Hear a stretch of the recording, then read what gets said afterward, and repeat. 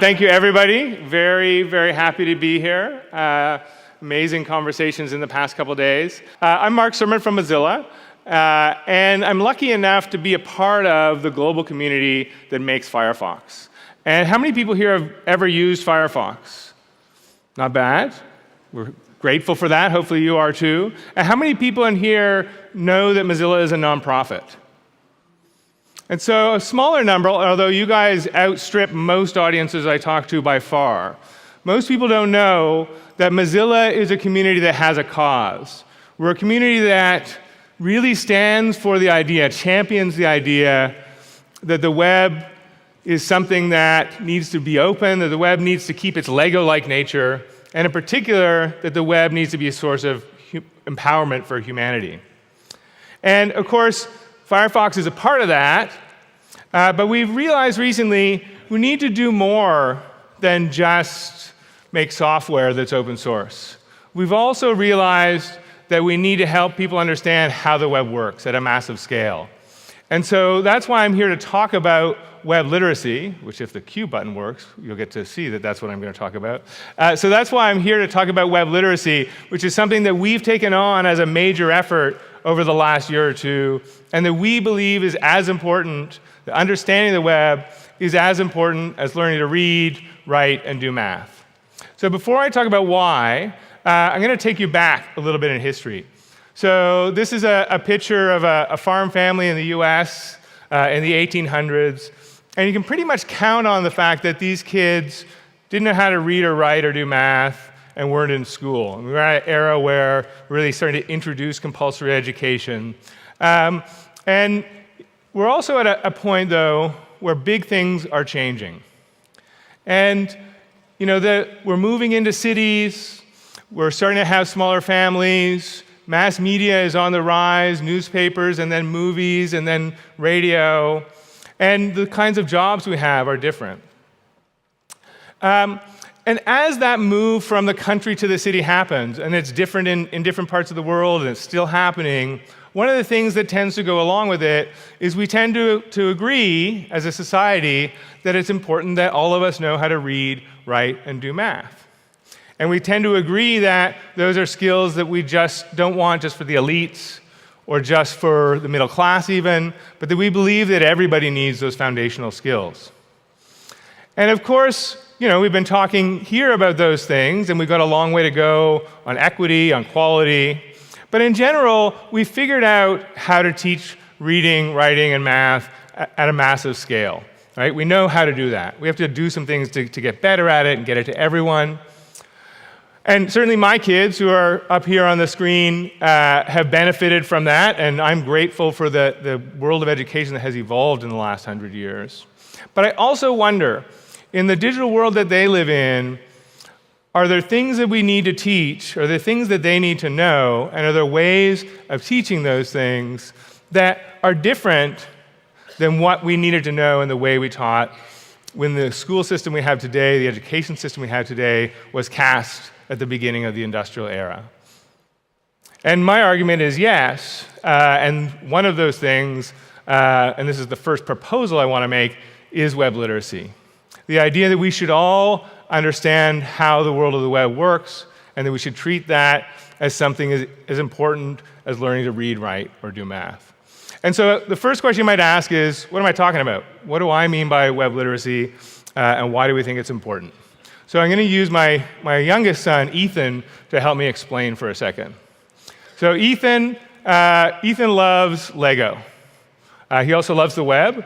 And it turns out Lego and the web have a lot in common. Something that Ethan loves about the web is this kind of stuff. How many people recognize this guy or have heard Psy's Gangnam Style video? Less people than know that Mozilla is a nonprofit. But this is the popular culture of the internet, a Korean pop star who goes global and becomes famous on YouTube, which is impressive in itself in terms of access of pop stars from one culture into global markets, and the web has certainly done that. But what's more interesting than the fact that it says 1.2 here, but this Psy's video has been watched 1.8 billion times, is what his fans and the people who are a part of his pop culture do with the song and the video. And so here's a fan-made video which takes the sidetrack and takes the video game Minecraft and reacts out the video. And here's a side video where a bunch of NASA people get, after hours into spacesuits and reenact the video. And then here's the Obama Gangnam Style video, where, as you can see in all of these, you're getting the same shot, right? They reenact the video shot for shot with the music over top. And there's dozens and dozens of these, and they're more or less popular. This one's got 12 million views. But the thing is, a couple of things about these actually, is for Ethan, these are as much the pop culture that he lives in as Psy, who's a legit pop star, right? He's not an amateur. But these guys are as much the pop culture that Ethan lives in as Psy himself, or as Madonna, or Miley Ray Cyrus. Oh my God. Don't go to that. So, the thing is, amateur culture, the idea that all of us can express ourselves and get out there and have an audience and create, is something that the web has been really powerful at, to the degree that that becomes a mainstream part of our pop culture. But more important in this is that these are all remixes. These are all taking the idea that the web is a set of basically building blocks, Lego blocks, where I can pull pieces apart and recombine them and create them new. And that actually is central to the culture and the economy of the web. And when I talk about web literacy, that is not only central to the culture and economy of the web, but if I go and I hit View Source, which you may or may not know is a thing you can do in Firefox, and look at that Obama Gangnam Style page, I see that. And that is obviously, or maybe not obviously, the HTML code underneath that page, or that makes that page. And Tim Berners-Lee, who designed that set of programming languages, or designed HTML, and then CSS and JavaScript come later, by design made the web a set of Lego blocks. He wanted to make a system that you could easily learn, understand, take pieces apart, and put them back together. It's the essence of the web, and it shows up tangibly, viscerally, in the culture and economy that the web has created. And so when I talk about web literacy, I'm actually at the essence talking about that. Talking about the idea that all of us need to understand that this digital world is something made up of these Lego blocks, that we can look inside the web, understand it, learn it, and most importantly, shape it and take control of our online lives. And of course, we have some slightly more sophisticated ideas than that in terms of what we hope people would learn. So this is what we call our web literacy standard or framework, and it's basically a set of competencies that we just released last week at MozFest in terms of what we think and what we hope people will want to teach and want to learn about the web, and we're working towards that ourselves. And it includes everything from the basic mechanics of the web to aspects of coding to to privacy and collaboration and things that are often thought of as 21st century skills. So we really believe that where we want to move is towards people understanding this stuff as much as they understand calculus and algebra to the degree that they do. And interestingly enough, in the UK, where we've done a lot of our early work on web literacy, 67% of kids we talk to also want to learn this stuff, but only 3% of them do. So there's demand out there in the world. Kids see that digital is shaping their lives, and kids see that we're not teaching it. And they don't necessarily know where to go to learn it. And as we talk to parents and we talk to employers, they feel the same way. So that's sort of the essence of what I mean by web literacy. Happy to talk over coffee if you want a little bit more detail. The question is, if we agree, not sure that you all do yet, but if we agree that this is something we want the world to know, how do we actually teach web literacy effectively? And that goes to my second proposal, which is we need to lean in even more heavily than we already are into experiential learning and into the kind of hands-on tactile making and learning. And that's the approach that we've both taken and are promoting as a way to teach web literacy on a massive scale. And so I'm going to use I get the video now? I'm going to use my second son, Tristan, to talk about sort of how we do that making and learning approach. So this is Tristan demoing one of our early experiments about 2 years ago in web literacy. And what he's going to do is using something called the X-ray goggles, which you can just flip over your lens and you can now see pieces of those Lego blocks embedded in the page. I can browse any page, I can see what are the code elements inside of it. And he just hit the key R, which lets him go and remix or change that code element. So he's just tinkering and exploring. It's kind of like kindergarten for coding, where he's just playing around with the sandbox and the blocks and seeing what's possible. He's now just put his own logo from his own little website in there, and now he has a local version of Google that is designed to look like his.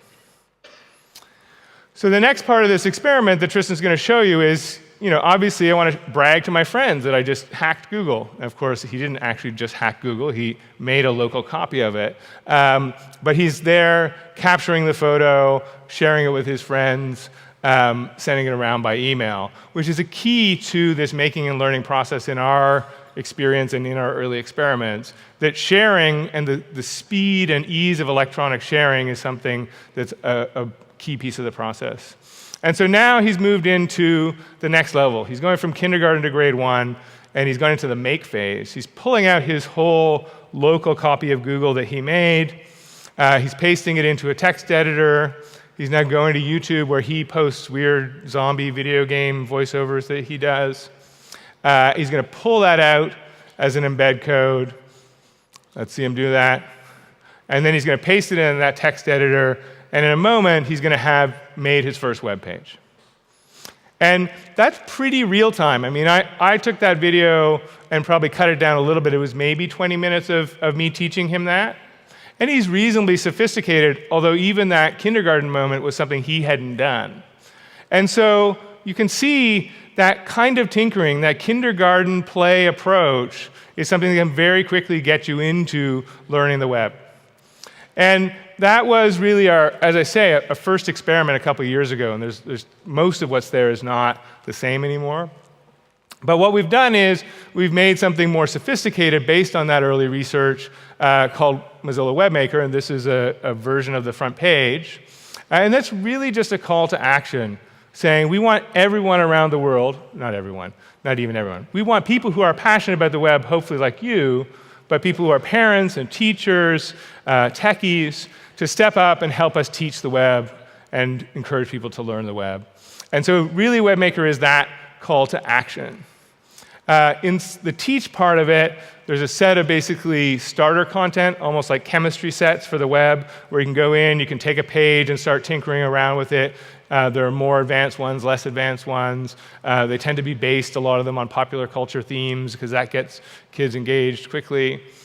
And then on the teach side, there are activity kits and curriculum for mentors, parents, teachers, techies, anybody who wants to do this. And so that's our first foray into this idea of teaching web literacy at scale. But of course, we're not the only people who care about this. It turns out there are many people who believe this is one of the most important things that we can teach and that we need people to learn today, and who believe that making and experiential learning is the way to do it effectively and at scale. And so this is Scratch from the MIT Media Lab, which uses a sort of Lego block approach to teaching coding as well as Remix, very similar in approach to us. This is one laptop per child. Many of you here will know, which wasn't, despite, and many of you probably know this, wasn't about access to computers, but was about learning, coding, and hacking.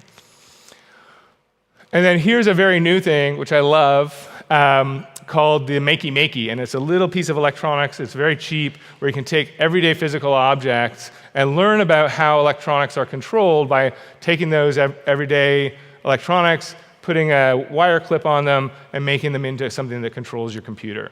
And so in this case, somebody has made an electronic piano out of bananas.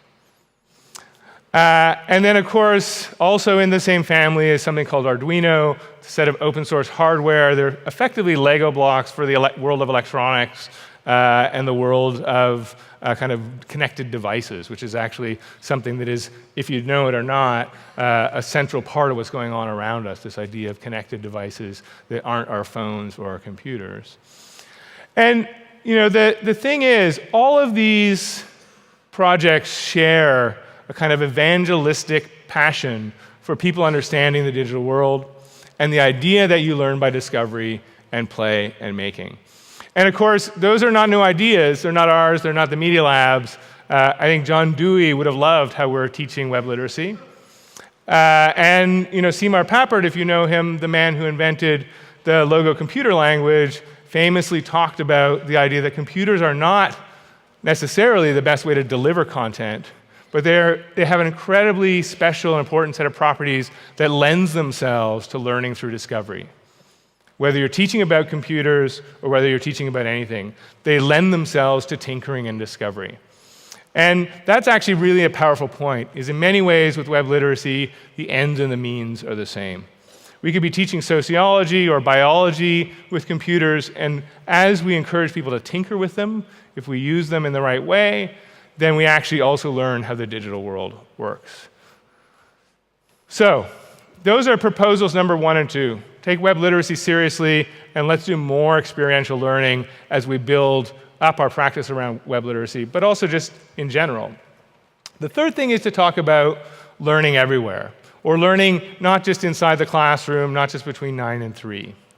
And of course, learning in those kind of time schedules and in the classroom made sense when books were expensive, teaching materials were expensive, when we were trying to train people primarily to be industrial workers and to work in offices. This makes sense, actually. And of course, over time, as society changes, we try lots of different experiments with what the classroom can look with. And we introduce or reintroduce, because this has long existed in kindergarten, more play and more tactile learning, still in the classroom. And even today, and we'll get this in the next panel, as we move into MOOCs and we move into things like the Khan Academy, the classroom remains a very central metaphor. People are innovating around the edges of it, but it's still how we kind of tie ourselves to the idea of education, in many cases, this metaphor of the classroom. Not necessarily a bad thing, but certainly not the only place we learn, which I think everyone here recognizes. And the question is, how do we effectively, and especially if we're talking about learning digital skills which are pervasive in all parts of our lives, effectively start promoting learning everywhere in a way that's effective and works. And so with the Web Maker stuff, that's really been the center of our approach. This is a Web Maker workshop in India that happened this summer. This is one that I think happened in New York City, which is about taking mobile phones and learning out in the city about the city. This is one that happens to be in a classroom, but it's actually a paper model of a web-based 3D environment, and so you have some kind of weird virtual physical classroom thing going on. And we really tried to dive into the idea that learning everywhere has to be at the center of our practice. And of course, as you move into learning everywhere, you need to find ways to build pathways and recognize learning. And so the other thing we've actually started to do, this guy at an Indonesian webmaker event has got these badges on, which are sort of little mini credentials he's earned during the event that he can go then cash in for certifiable digital badges. So that's a piece of our learning everywhere, is to build portable, pervasive micro-credentialing. There's a mouthful for you. And of course, teachers are central to that, both in assessing kids, in giving those credentials, but also in continuing to teach and mentor and support them, although their posture in a learn everywhere world looks different. Now, one of the things you may notice about all of those photos is they had this Hive logo on there. And Hive is basically something Mozilla has worked with a bunch of people in under this WebMaker banner, where educators, mentors, whether they're in school or in after-school programs, who believe in this idea of building this idea of the web and 21st century skills into all of what they teach, are getting together to do that as a group in a particular city. It's a local network-based model. So here you see in New York, just some of the Hive members, I think there's something like 60 or 70 now, who are all teaching this way. And what's interesting is they support themselves, they accelerate their own practice, but that actually becomes a grid on which kids can learn and see across the city, that they can learn not just in the one classroom, the one school where they have been assigned, but across the whole of New York City, across Manhattan, Brooklyn, the Bronx, and Queens. And we've taken a similar local approach, and we really believe that local and bottom-up is key to advancing what we're trying to advance by just throwing these things we call maker parties over the last 3 months, where we invited people to just get together and teach something about the web. And those, again, were parents and techies and informal mentors, and they threw these events teaching stuff with our tools, teaching stuff with Scratch, teaching stuff with Makey-Makeys, in sizes that were from 5 to, say, 150, 200 people. So very diverse, very grassroots, very volunteer-driven. And in 3 months, we had 1,800 maker parties, all run by volunteers in 80 different countries. And so there is a passion, or at least a resonance, for this approach. So the question, though, is 1,800 events is a nice trick in 3 months. These learning networks, which we have in 8 or 10 different cities under the Hive right now, some nice little software on webmaker.org and kindred spirits like Scratch. How do you actually make this big? And when I think about that, I often take inspiration from the Boy Scouts and the Girl Scouts in terms of people who took a thing they wanted to teach and a social goal and made it big from something small and local. Who would guess what's the main social innovation that we should give the Scouts credit for? Anybody want to guess? Badges? I love badges, but no. Any other guesses? Teamwork is awesome, and we probably didn't have enough of it and still don't, but no. What? Fitness, leadership? Games? No. I will give you my answer. The answer is, or my answer, is Scouting invented civilian camping, or at least it was a part of a small group of people in the UK who invented civilian camping. Camping was an arcane technical activity only done by professionals at the beginning of the 20th century, only done by the military or maybe prospectors. It involved a lot of equipment, involved a lot of carrying things around, and it involved money. And what Scouting did in its mission to connect urban young people to nature, which was critical at that time of urbanization, was make camping something that was a part of the mainstream, that millions and millions, and now probably hundreds of millions of people did and do. How many people here are professional campers? How many people have ever camped? Right. So here's a thing that was an arcane practice that becomes joyful, becomes a part of the mainstream. It's still technical in many ways, but becomes something we do for joy and that connects us to nature, and I would actually argue is at the root of the success of the environmental movement globally, because we have people with such an emotional connection to nature. So, the Scouting movement started small and local with that goal. It made a kind of a transformation in that way, but it made it in a way that was networked and grew and got big. So today, still, even with Scouting in the decline 100 years later, is still 40 million kids around the world, almost run by volunteers, all local, all grassroots. And so the thing we're trying to propose in terms of web literacy, it has to do with schools as well, but I think we can do it from the bottom up, and we can do it in a way that can get big. So let me just wrap up by saying, fourth literacy, learning the web, understanding the web, I think as important as reading, writing, and math. And I think we actually need to make that shift, even as we try to close the gap on some of those other foundational skills. This is not about teaching engineers, and this is not an optional skill set as the world becomes digital.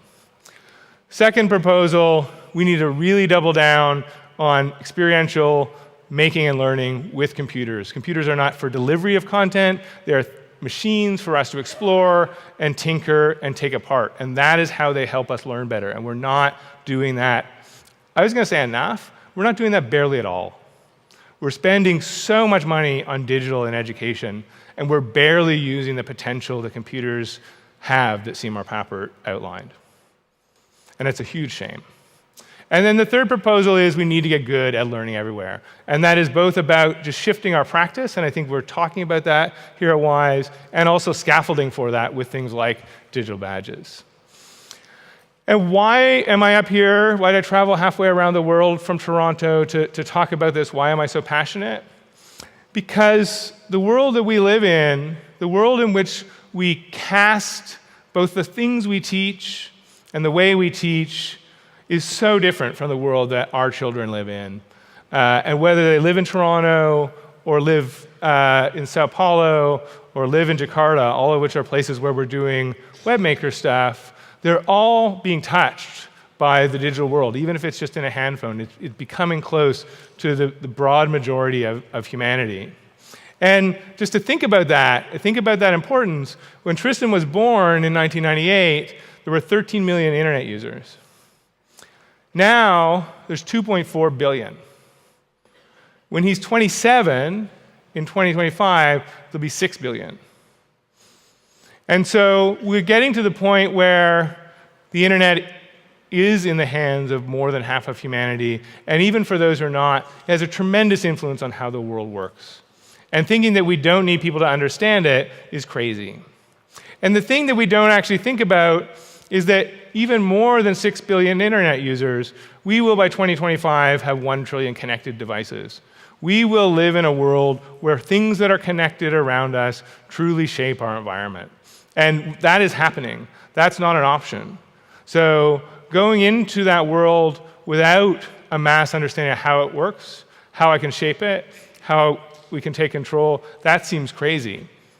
I think what we need to do is get out there and help ourselves, help our kids understand the nature of this world that we're building so that they can shape it. And I think if we can gather together, if we can step up and do that, whether we're teachers, whether we're parents, and even whether we're policymakers, although I think the policymakers will be a little slower, we can build something big that moves this ball on web literacy very quickly. And I would love your help. Thanks very much.